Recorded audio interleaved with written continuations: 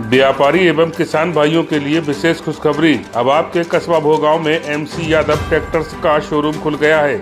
हमारे यहाँ ACE company के दमदार ट्रैक्टर्स उचित दामों पर मिलते हैं। पता याद रखें, नेशनल डिग्री कॉलेज के सामने जीटी रोड भोगांव। इसके प्रोपराइटर हैं सत्यपाल यादव, जिलाध्यक्ष प्रधान संघ एवं ग्राम प्रधान बड़ा सूरजपुर भोगांव। हमारे यहाँ फाइनेंस की सुविधा भी उपलब्ध है। एक बार सेवा का मौका अवश्य दें। अध्यक्ष जी, लगातार अखिलेश यादव चुनाव आयोग को लेकर के सवाल उठा रहे हैं। उन्होंने चुनाव आयोग को मरा तक घोषित कर दिया, कह दिया कि मैं जाऊंगा तो उनको सफेद कपड़ा देके आऊंगा। किस तरीके बयान की देखते हैं?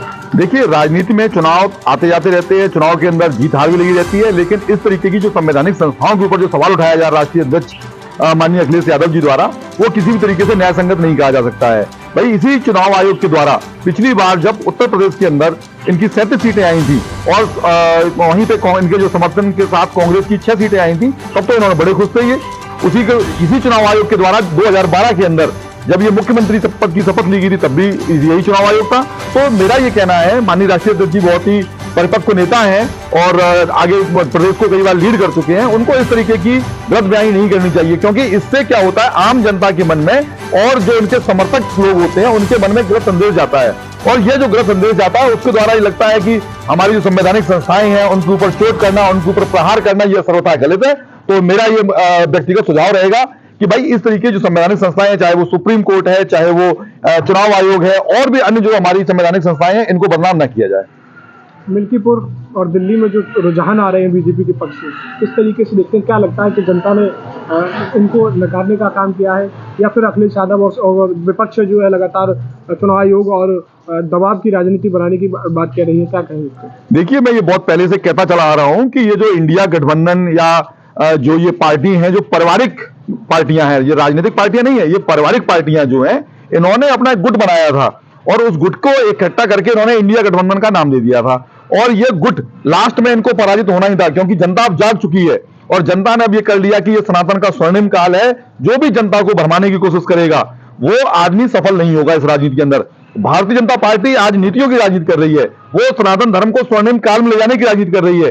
और जिसके पास आरएसएस जैसा एक मजबूत संगठन हो, जो एक ऐसा कैडर हो जो घर घर जाता है, जो ग्रास रूट लेवल पे काम करता है, लोगों को दिखाई नहीं पड़ता, लेकिन जब पता पड़ता है कि दिल्ली के अंदर मोर देन 50,000 जो ड्राइंग रूम मीटिंग्स करी गई हैं, उनका असर क्या होता है। हरियाणा के अंदर सभी लोग बोल रहे थे कि यहां पे भारतीय जनता पार्टी हार जाएगी।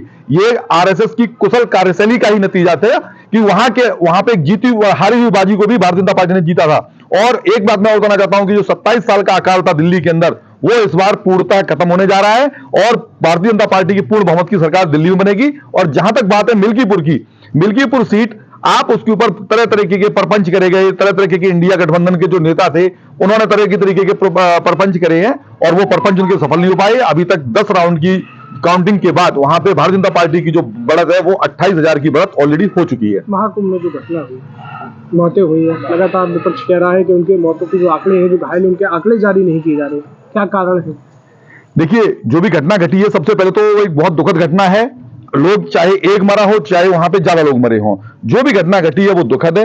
और इतने बड़े आयोजन के अंदर इस तरीके की अगर घटना घटती है तो मैं ये मानता हूं कि कहीं ना कहीं पे इसके अंदर एक साजिश भी हो सकती है। ये जांच का विषय है, जांच एजेंसियां अपना कार्य करें, विपक्ष को शांति रखनी चाहिए, क्योंकि हम ये जानते हैं आज अगर उत्तर प्रदेश उत्तम प्रदेश के रूप में जाना जाता है तो ये माननीय योगी आदित्यनाथ के कुशल प्रबंधन एवं लॉ एंड ऑर्डर की सिचुएशन की वजह से जाना जाता है। इसी प्रदेश के अंदर कभी व्यापारी लोग आना नहीं चाह रहे थे, इसी प्रदेश के अंदर कभी कोई भी सेफ अपने आप को महसूस नहीं कर रहा था। आज उसी उत्तर प्रदेश के अंदर व्यापारी यहां पे आना चाहते हैं, यहां पे अपना व्यापार लगाना चाहते हैं, लोग अपने आप को सेफ महसूस करते हैं।